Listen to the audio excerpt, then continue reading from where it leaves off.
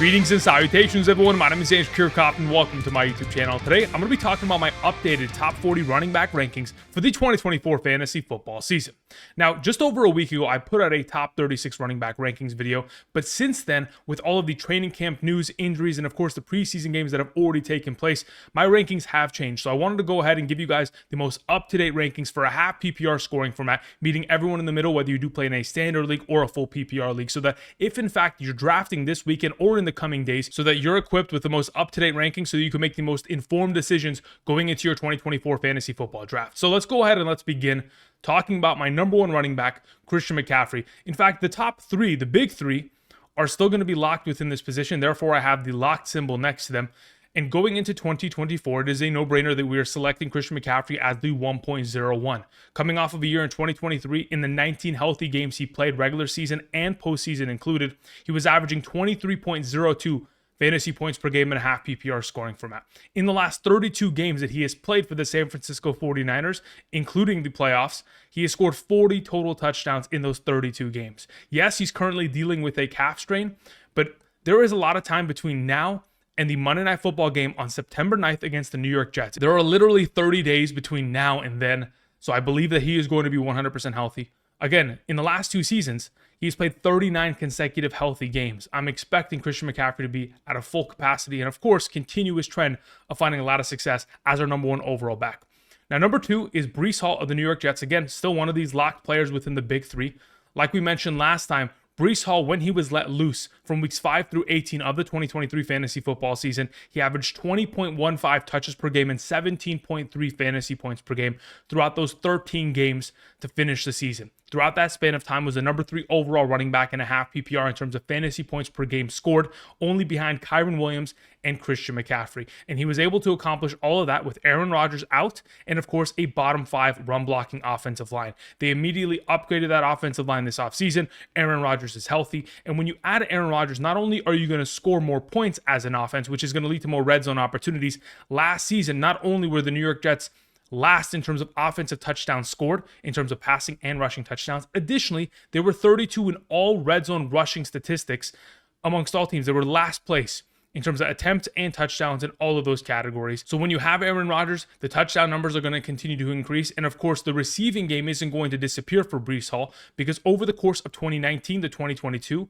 Aaron Rodgers with Aaron Jones as a starting running back, Aaron Jones throughout those 4 seasons was averaging 73 targets, 57 receptions, 443 receiving yards, and 4 receiving touchdowns. Breece Hall is in a perfect spot to continue his success. Now to close out the big three, we have Bijan Robinson of the Atlanta Falcons. Like we have heard all offseason from offensive coordinator Zack Robinson, they're going to utilize Bijan Robinson as the Christian McCaffrey of their offense.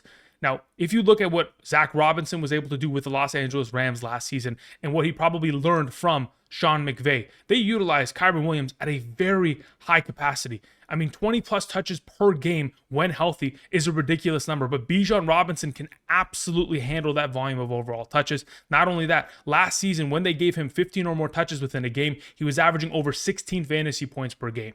With opportunity will come fantasy success for a top-tier running back. On top of that, when you get the huge improvement at quarterback, going from guys like Mariota Ritter to now Kirk Cousins, it just means more touchdowns that are going to be available for these offensive pieces, and especially one being Bijan Robinson. Now that we've locked down the big three at the running back position, a couple reminders for those of you guys who have not yet already, be sure to lock down my 2024 fantasy football draft guide this offseason by checking out Underdog Fantasy, link down in the description. At this current moment in time, if you sign up using code Andrew and make a first-time deposit minimum of $10, not only are you going to be able to claim the first-time deposit offer, but you're going to get my 2024 fantasy football draft guide, the rankings with that. Those rankings are quarterback, running back, wide receiver, kicker, tight end, defense, flex, half PPR, full PPR, all-encompassing rankings. Those rankings also updated weekly, so regardless of when you're drafting, you have an advantage upon your league mates. But the overall rankings and the emails that I send you guys aren't going to just stop there. I'll send you Sunday morning rankings every single week from weeks 1 through 18 so that we can help you capture a 2024 fantasy football championship. So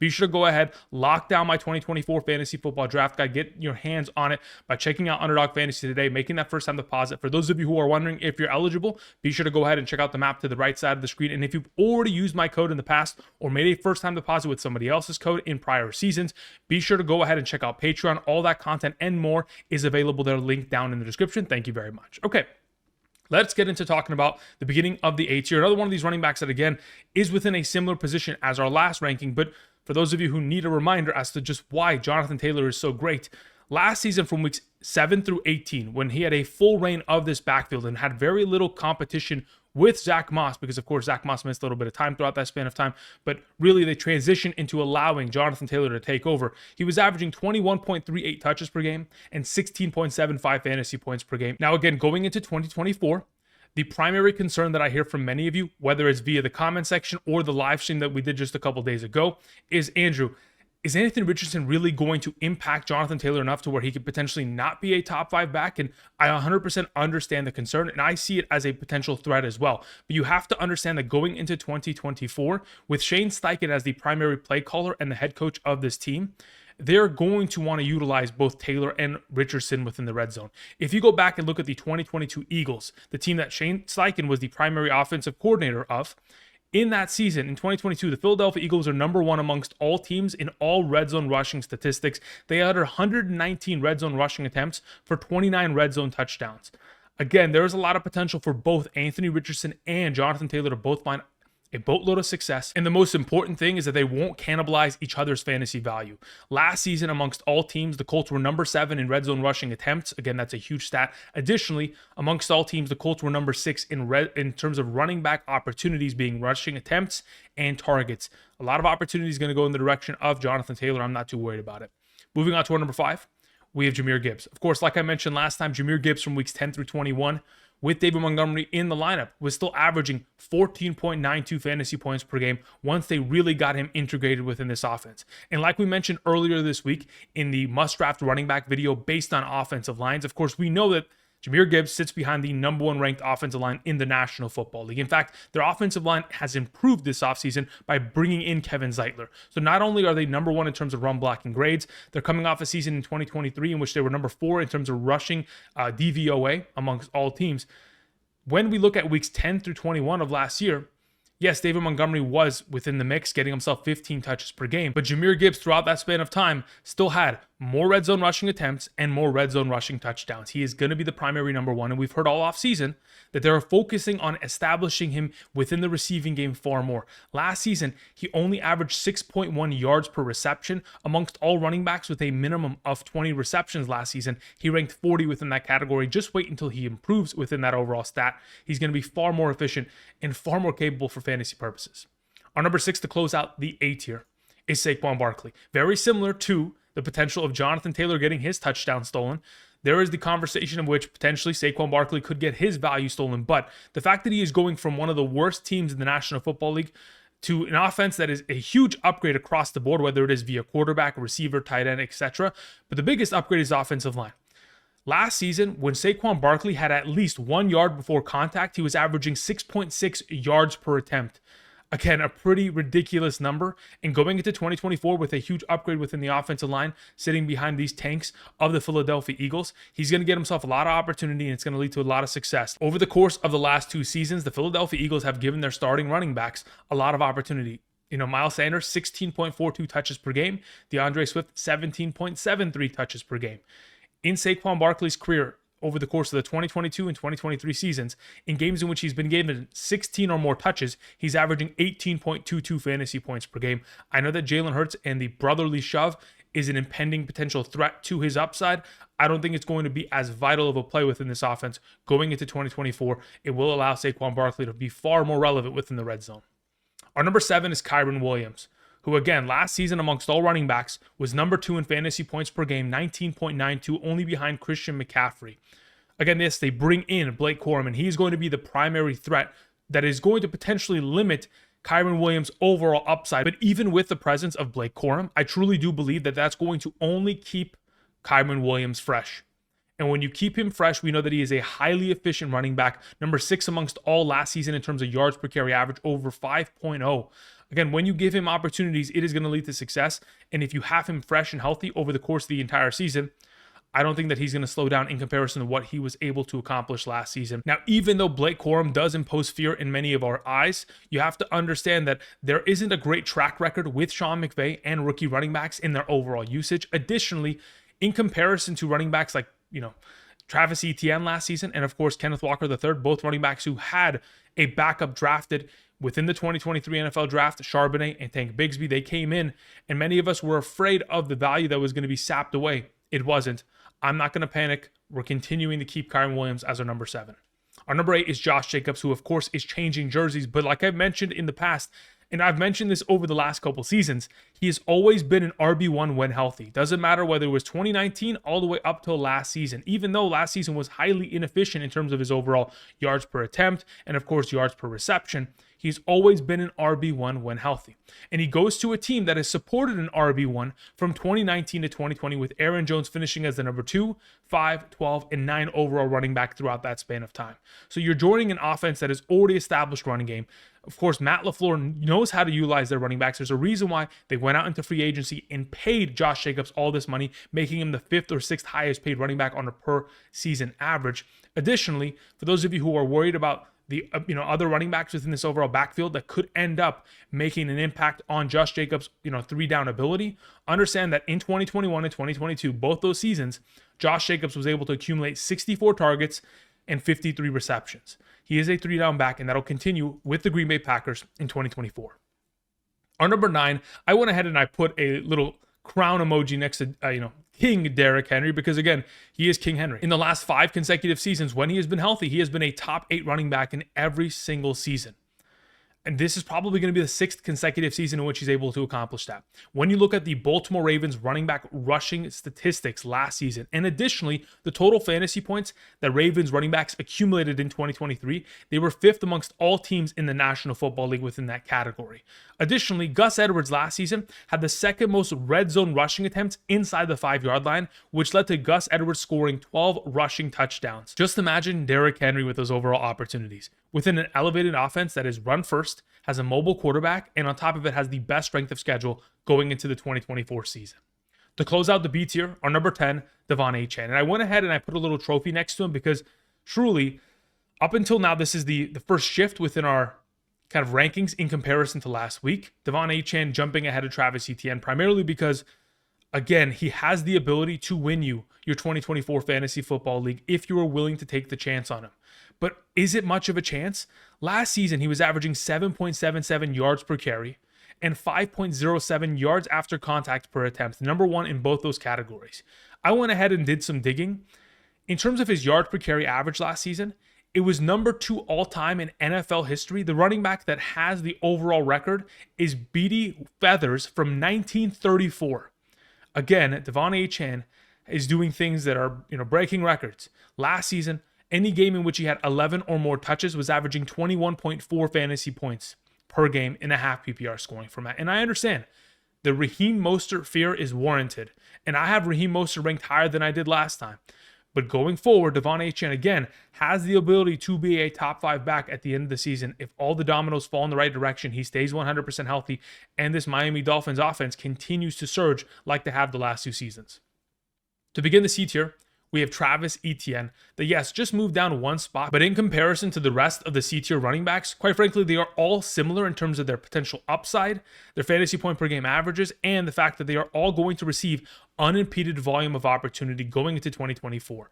Again, last season, Travis Etienne dominated 75% of the running back attempts and 80% of the running back targets within this offense. We have heard a lot of buzz this offseason in regards to Travis Etienne developing as a receiving back and them even lining him up out wide. We know that, of course, Trevor Lawrence, Travis Etienne, they have the synergy already built from their days at Clemson that is only going to continue going into 2024. Last season, again, he was averaging 14.91 fantasy points per game, and that was even with circumstances late in the year in which the offense completely fell apart and had very difficult matchups in which Etienne wasn't able to find as much success as he did at the beginning of the year. Nonetheless, still a top 12 prospect. Speaking of top 12, the reason why I wanted to include Alvin Kamara as my number 12 going into 2024 is because I wholeheartedly believe in him. Based on what we witnessed last season, from weeks 4 through 16, averaging 15.8 fantasy points per game and was the number 2 overall running back throughout that span of time.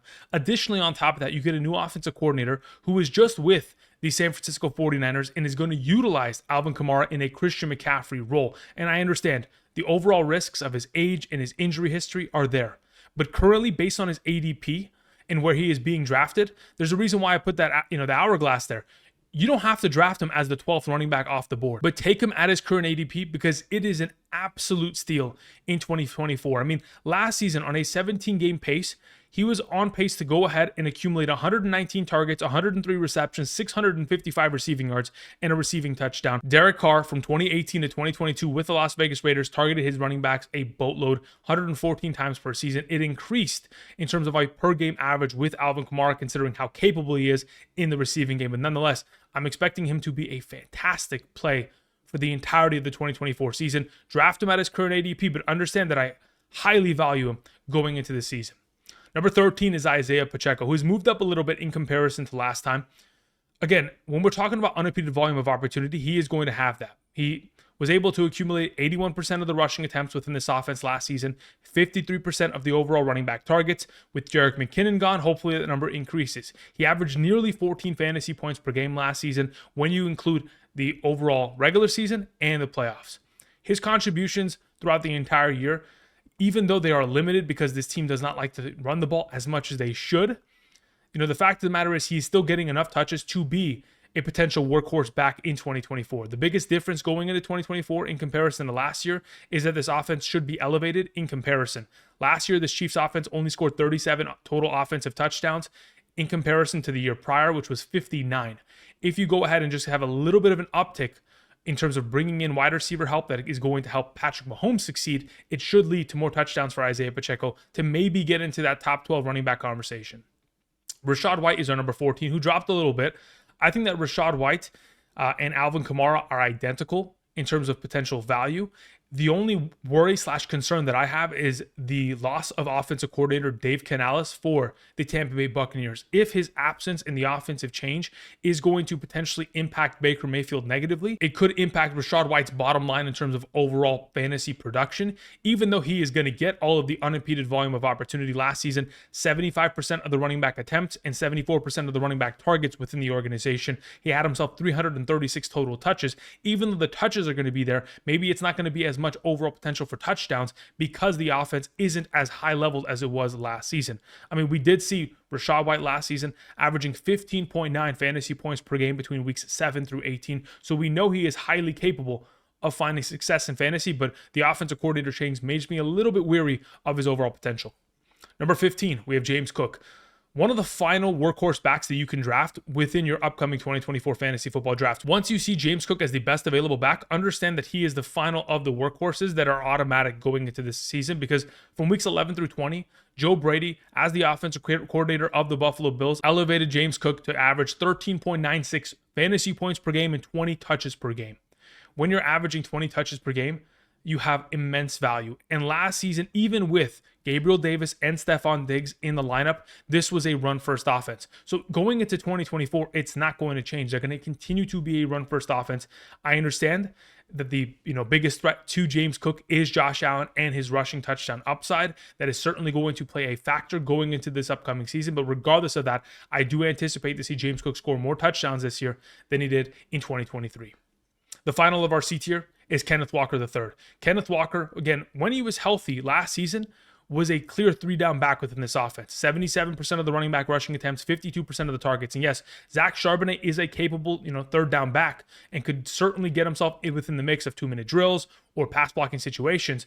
But what we have heard this offseason from new offensive coordinator Ryan Grubb is that he believes that Kenneth Walker is the 3-down back of this team and is going to utilize him as a workhorse. I mean, even last season, from weeks 1 through 10 prior to Kenneth Walker's injury, 14.11 fantasy points per game was the number 10 overall running back throughout that span of time in terms of fantasy points per game on average. In my opinion, this is a running back that is being undervalued to an extent and has the capabilities of, being a top 12 running back. It's just a matter of what are we going to see from the Seattle Seahawks offense in 2024 in comparison to what we've witnessed with Shane Waldron as the offensive coordinator most recently from 2021 to 2023. To begin our D tier, we have Joe Mixon, who, again, our number 17, is still going to be an extremely valuable running back. And over the course of the last 3 seasons, Joe Mixon has proved that he can be an RB1 within the Cincinnati Bengals offense, even though their offensive line has not been great in a lot of those scenarios. Now, obviously, touchdowns and an accumulation of a lot of receptions has certainly led him to being an RB1 in each of those last 3 seasons. Last season specifically averaging 14.18 fantasy points per game in the 17 games that he played. But now he joins a new offense that has a lot of receiving weapons. Perhaps there's too many mouths to feed with Tank Dell, Stephon Diggs, Nico Collins, Dalton Schultz, Noah Brown, etc. But going into this season, I do believe that Bobby Slowick, the offensive coordinator, wants to utilize him as a workhorse back of sorts. I mean, last season from weeks 10 through 18, Devin Singletary was averaging 19 touches per game and 13 fantasy points per game. So why not give Joe Mixon a bulk majority of those overall touches, which could lead to a lot of success? Their offensive line, not the greatest in terms of run blocking efficiency, but still the opportunity is going to be there for Joe Mixon to be a valuable fantasy back in 2024. Number 18, David Montgomery, who I went ahead and put a green arrow next to him because of the volume of ranks that he jumped in comparison to our last rankings video at the running back position.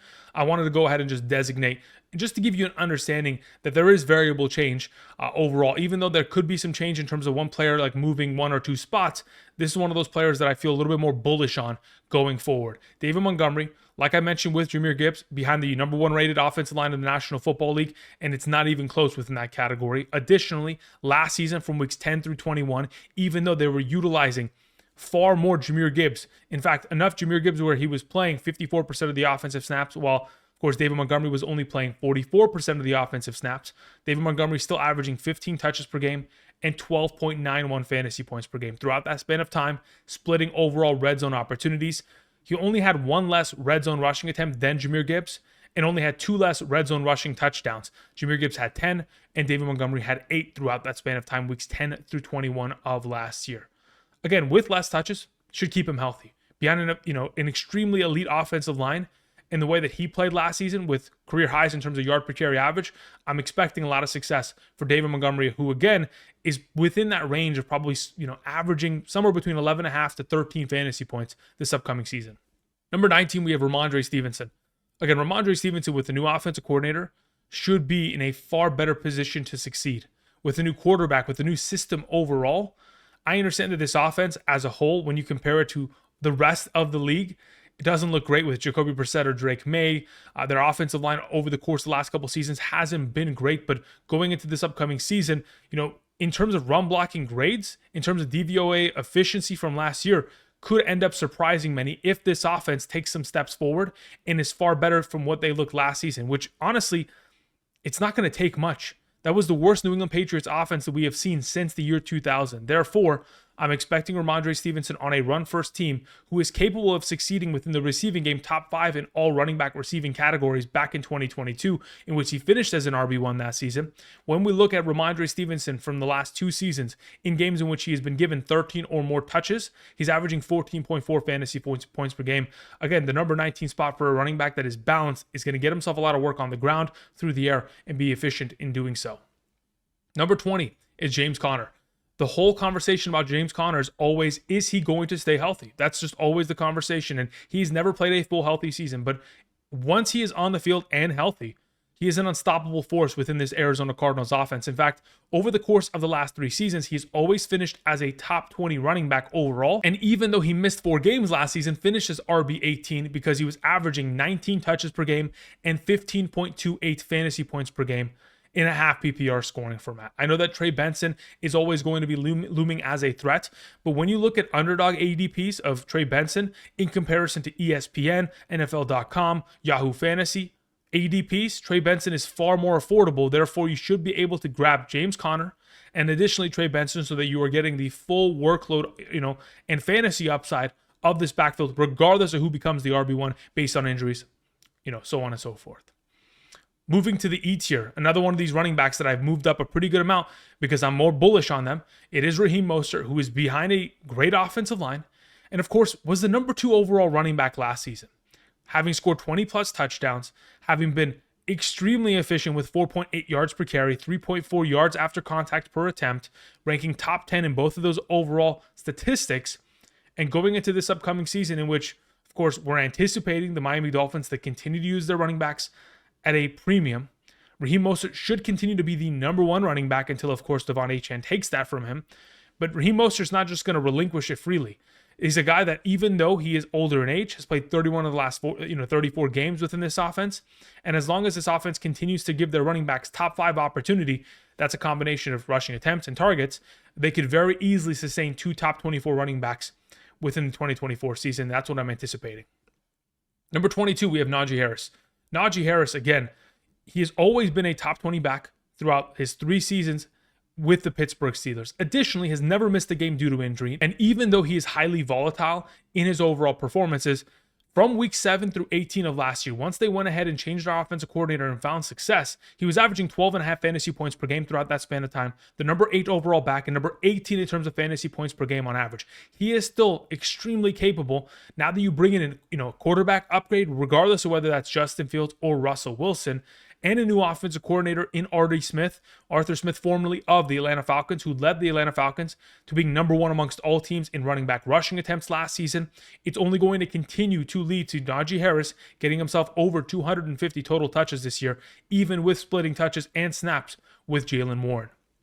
Number 23 is Zamir White. I moved up Zamir White just a couple overall ranks, mainly because I feel more confident in terms of drafting him, because there isn't really much running back competition on roster. It is Zamir White, and then it's Alexander Mattison as the number 2. And we know that Alexander Mattison isn't great. So when we take into account Zamir White last season, weeks 15 through 18, without Josh Jacobs in the lineup, was averaging 23.25 touches per game and 14.05 fantasy points per game. Additionally, 4.73 yards per carry and 3.43 yards after contact per attempt, top 8 in both categories. And we know that Antonio Pierce, the head coach of this team, wants to give his RB1 the ball 20 plus times per game, and he has said that aloud on multiple occasions. Zamir White is the lone back, and maybe he's not going to get himself all of the receiving opportunity, but I'm more than happy to invest in a running back that has the ability to get themselves 275 to 300 touches within a given year. And again, associated with the Raiders, Josh Jacobs has been an RB1 when healthy every season of his career within that offense. Again, there's a lot of pieces that are still left there that can help elevate Zamir White. Number 24, we have DeAndre Swift. So here's the thing about DeAndre Swift. Besides the fact that he is behind a great offensive line in terms of run blocking grades and DVOA, in terms of consistency, and additionally yards before contact per attempt, there is a lot of potential for DeAndre Swift to immediately come in and be a top 24 back. He is never ranked below the top 24 over the course of the last 3 seasons. And hopefully, once again, DeAndre Swift should be able to accomplish that. Last season, in games in which he played 50% of the offensive snaps, averaged 13.75 fantasy points per game. Considering there isn't as much mobility within Caleb Williams' overall game and isn't going to be carrying the ball, 150 times like Jalen Hurts did, it gives more opportunity for DeAndre Swift to show off his greatest facet, which is receiving. Again, he is one of the most dynamic receiving backs in the league, and unfortunately, we haven't seen that over the course of the full calendar year, mainly because he wasn't utilized within that sense for the Philadelphia Eagles. And despite that, still had himself good statistics within the receiving game, but that's going to continue to develop this upcoming season. With Shane Waldron within the overall conversation, using him as a 3-down back, I'm anticipating not very much competition as a de facto number 1 running back. There's still a competition between whether Herbert or Roschon Johnson is going to be the RB2, but by far and away, DeAndre Swift will be the number 1 and probably dominating the vast majority of overall touches and opportunities within his backfield. Our number 25 is Aaron Jones of the Minnesota Vikings. Obviously, we know his storied career and success with the Green Bay Packers. 2019 to 2022, 62 games, 15.3 fantasy points per game throughout that span of time. And even though his final year with the Green Bay Packers, was hamstrung, for lack of a better term, the last 5 games of his season, whether it was regular season or, in the NFL playoffs, 22.6 touches per game, 18.16 fantasy points per game. He still has, a little bit of juice left in the tank, and he's going to utilize that with the Minnesota Vikings. My only concern, and the reason why I have him here as my number 25, is because of his hamstring injuries and the injuries that he has accrued over the last couple seasons, and the fact that Ty Chandler exists within this backfield, who found a lot of success late last season, even in an offense that was predominantly pass first. In fact, they were I think they were 2nd or 3rd highest in terms of pass rate amongst all teams in the National Football League. I still believe that Ty Chandler is going to impede on the potential upside of Aaron Jones, as they want to keep Aaron Jones healthy and not run him into the ground.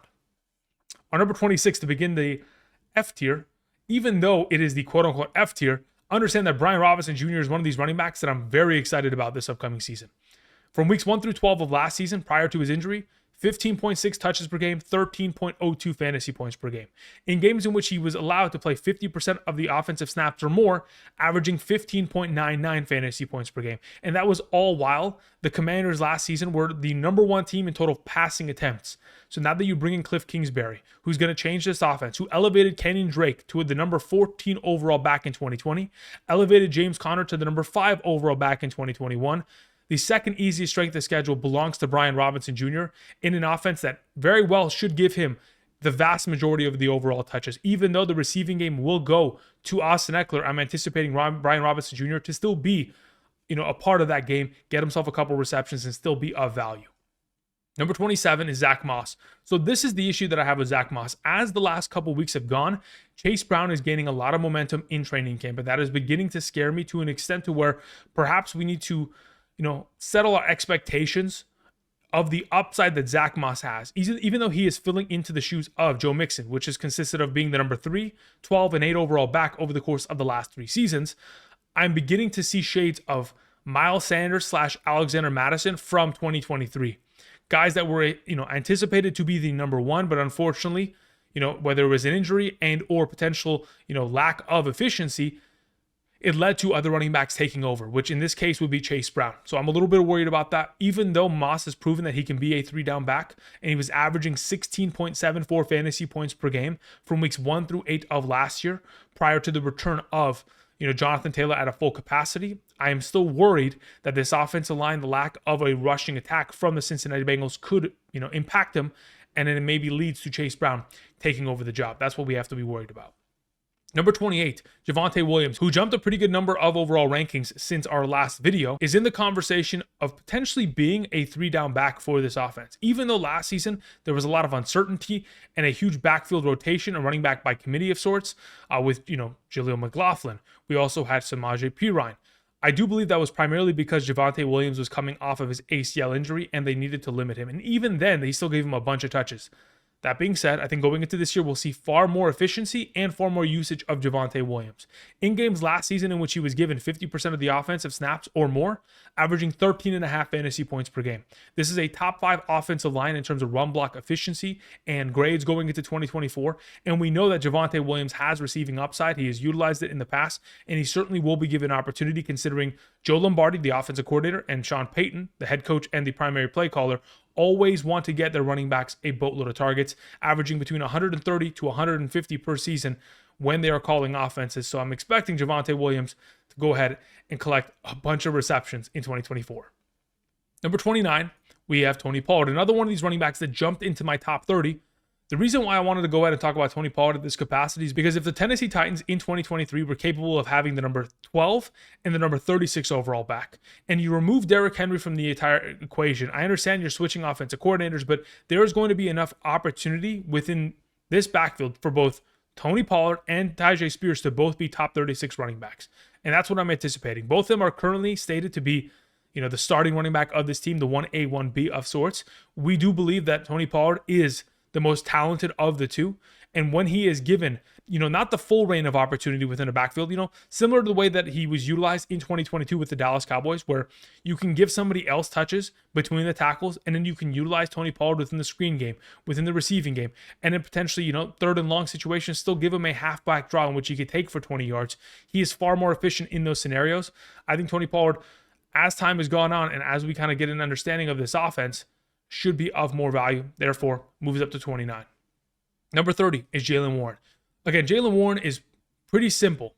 You're going to get 10 points per game from him over the course of the season, especially with the offensive coordinator change, the efficiency that he has demonstrated, the fact that you are improving your quarterback, your offensive line, and of course, he is the primary receiving back of this offense, getting himself 3+ receptions in 14 of the last 17 games he played in 2023. It's just a matter of, does he have more upside than 10 points per game? No. There are going to be some games in which he steals a touchdown. There are going to be some games in which he doesn't score a touchdown, and it's going to be underwhelming. But as a whole, he is a safe running back that really you can't miss on by selecting him in 2024. Our 31 is Tyjae Spears. Like I mentioned earlier with Tony Pollard, when we have Derrick Henry finishing as the number 12 running back last season for the Titans, and Tyjae Spears still finishing as RB35 with 100 rushing attempts and 52 receptions, I believe that there are going to be more touches for him this season. Perhaps he's not going to be able to accumulate 52 receptions. I think that number will most likely decrease, but I believe in terms of overall rushing attempts, that number is going to grow. I mean, what we saw out of Tyjae Spears late last season leads me to believe that he is going to be highly utilized within this backfield from weeks 13 through 18, averaging 10.67 fantasy points per game while averaging 12.16 touches per game. If you give him touches, he's going to find success, and that's what we're anticipating. Number 32, Devin Singletary. Devin Singletary has a pretty big shoes to fill with Saquon Barkley's absence, but he is very familiar with this offense, and the Giants' offense is going to be in a situation in which, really, outside of Devin Singletary, there aren't very many other running backs on roster that they can trust, every single down. So considering his overall rapport with Brian Daboll, considering he was the former offensive coordinator of the Buffalo Bills from 2019 to 2021, throughout those 3 seasons, Devin Singletary ranked as the number 31 RB, number 34, and the number 20. I think the 32 spot within this overall season is perfectly fine. He's going to be given running back opportunity in terms of rushing attempts and targets. He could end up being an even better overall player if, in fact, those touchdowns and those extra variables of receptions continue to rack up at a higher rate than we're anticipating. But as of right now, 32 as a starting running back between an offensive line here that has somewhat improved with Runyon and Illuminor being brought in to play guard and offensive tackle. It is a little bit of an upgrade, but outside of being an RB3 that maybe could score you 10 points per week, it's nothing much than that. Number 33, we have Austin Ekeler. The only reason I believe Austin Ekeler has value is because of Cliff Kingsbury. Cliff Kingsbury, as the head coach and primary play caller of the Arizona Cardinals in 2020, led Chase Edmonds to being the number 28 back. Additionally, the next year, Chase Edmonds finishes RB 35. So if you can find a Chase Edmonds-esque talent and still produce a top 36 season, even though Kenyon Drake and James Conner were both able to be top 15 backs within that overall year, I believe that Austin Ekeler within this offense will find value. They're going to utilize him as the security blanket of Jaden Daniels in an offense that is most likely going to target their running backs 100 to 115 times this season based on Cliff Kingsbury offensive averages as the head coach and primary play caller of the Cardinals between 2020 and 2022. Moving on to our number 34, we have Nick Chubb. Nick Chubb, again, injured as it currently stands, is kind of trending in the direction that he may end up missing times or be put on the PUP list, physically unable to perform. Because this time last year, Javonte Williams was practicing. This time last year, I think Breece Hall was taken off of the PUP himself on August 15th of 2023. Even though Nick Chubb is showing videos of him squatting 500 pounds, he is not practicing with the team yet. He is not in pads, and that is worrisome. We are trending towards him not being ready for week 1, and if he's going to be put on the PUP and miss the first 4 weeks of the season, and then subsequently need to be ramped up from weeks 5 through 8, it does not bode well for his overall fantasy value. We'll keep it monitored, but I think this also continues for Jonathon Brooks. When we're talking about injured running backs and the fact that Dave Canales, the head coach of the Carolina Panthers, has already come out and said that Jonathon Brooks is not going to play within the preseason. Additionally, we're hoping that he'll be ready by week 3 or 4. That leads me to believe that, again, if he's going to be ready by week 3, they're still not going to utilize him at a full capacity, and there may be a 4-week stretch in which he needs to kind of build up, find his footing, find his stride. But within this offense, both these guys, Nick Chubb and Jonathon Brooks, need to be their number ones. They want them to be the number 1 back, but both these coaching staffs are going to play it smart. They're going to take it slow, and of course, introduce them once they're ready at a full capacity. Moving on to our number 36, we have Ezekiel Elliott. Ezekiel Elliott, again, has proven late last season, weeks 13 through 18 with the New England Patriots, he could still average 20 touches per game and be efficient. 13.32 fantasy points per game. Now, when I say efficient, I mean for fantasy purposes. I'm not talking about yard per carry or yard per reception. That's irrelevant to me. I'm just talking about being able to score fantasy points. And throughout his entire career with the Dallas Cowboys, he's done that. He has scored fantasy points. And he has stayed relatively healthy, having played 49 of the last 51 games of his career. The last time that he was with the Cowboys in 2022, from week 6 through 17, averaging nearly 15 fantasy points per game and 17 touches per game. We're hearing a lot of rumblings of Rico Dowdle getting more and more touches within this backfield, and that's perfectly fine. If you invest in Zeke, you're hoping for red zone touchdowns. Outside of that, his weeks are not going to be the prettiest amongst all these running backs we've already named. Moving on to the final tier, we've moved down Gus Edwards a bit, primarily because even though there is going to be a lot of opportunity within this backfield, the most recent depth chart for the Los Angeles Chargers consists of both Gus Edwards and J.K. Dobbins as co-starters. That is very much so worrisome. Even though J.K. Dobbins is coming off the Achilles injury, I still believe that, there is enough momentum there for J.K. Dobbins to be a top 40 back who will, we'll talk about him in just a moment, but understand that this offense is going to run the ball a bunch. So I do anticipate Gus Edwards to get himself 250 total touches this season, assuming he stays fully healthy. And that is why he'll still have somewhat value. But again, a lot of the overall touches could end up pivoting and going in the direction of J.K. Dobbins if, in fact, he takes the starting job based on his overall efforts. But before we get into talking about the potential of someone like J.K. Dobbins, let's talk about Jerome Ford as our number 38. Jerome Ford last season from weeks 3 through 18, when Nick Chubb was out of the lineup, he was the number 18 overall back and number 22 in terms of fantasy points per game. He was averaging 11 fantasy points per game, all while Kareem Hunt was active, and Kareem Hunt was averaging 10 touches per game throughout that span of time. If, in fact, Nick Chubb is going to miss the first 4 weeks of the season, then subsequently be a slow return for the 4 weeks after that, we could end up seeing Jerome Ford continue from what he did last year and be a solid RB2. And perhaps we're undervaluing him. And until we get more information on the status of Nick Chubb, I'll continue to have him within this overall range in terms of my ranking. But he is a huge investment that could end up paying off in 2024. And so is someone like Chuba Hubbard. If, in fact, Jonathon Brooks isn't ready, you got to remember that last season from weeks 6 through 18, Chuba Hubbard was the number 18 overall back and number 24 in terms of fantasy points per game, averaging 11.32 throughout that span of time, while Miles Sanders, who was injured and obviously allowed Chuba Hubbard to Wally Pip him throughout that span of time, was averaging 7.5 touches per game. That was Miles Sanders. Chuba Hubbard has demonstrated he could be a 3-down back in the absence of Brooks and Miles Sanders. So if, in fact, Brooks is going to miss time, Chuba Hubbard could be certainly of value, and even better if he doesn't relinquish the starting spot even after Jonathon Brooks is 100% healthy. Moving on to the final running back, I wanted to mention J.K. Dobbins, who we didn't mention last time, but is now in the conversation. When we take a look at the Baltimore Ravens offense, and specifically their offensive coordinator, Greg Roman, formerly of the Baltimore Ravens. Of course, Greg Roman is very familiar with both these running backs, J.K. Dobbins and Gus Edwards. He has coached them in the past. From 2019 to 2022, the Baltimore Ravens were averaging about 355 running back rushing attempts per season. But when we take into account the fact that there was a lot of rushing attempts going to Lamar Jackson, if you look at the full scope of what the Baltimore Ravens were doing in terms of rushing attempts per season, it actually totaled 550. So if we're going to get into a situation in which Gus Edwards and J.K. Dobbins are both going to be responsible for 200 to 220 potential touches this season, because they're going to need these running backs to run the ball at this high of a volume, even though he is coming off the post-ACL, post-Achilles, all of that, he is still the co-starter. He could be in line for a lot of touches, 150 to potentially 220, which does give him enough value to be in my top 40. All right, that's going to cover it. Thank you, everybody, for watching. I do appreciate it. If you guys enjoy content like this, be sure to subscribe. We're making daily fantasy football content for the entirety of the 2024 season. Be sure to click the like button down below, comment down below if there are any rankings that you would change on your top 40 list. Thank you, everybody, for watching. And until next time, probably tomorrow, talking about wide receivers, I'll see you guys. Peace.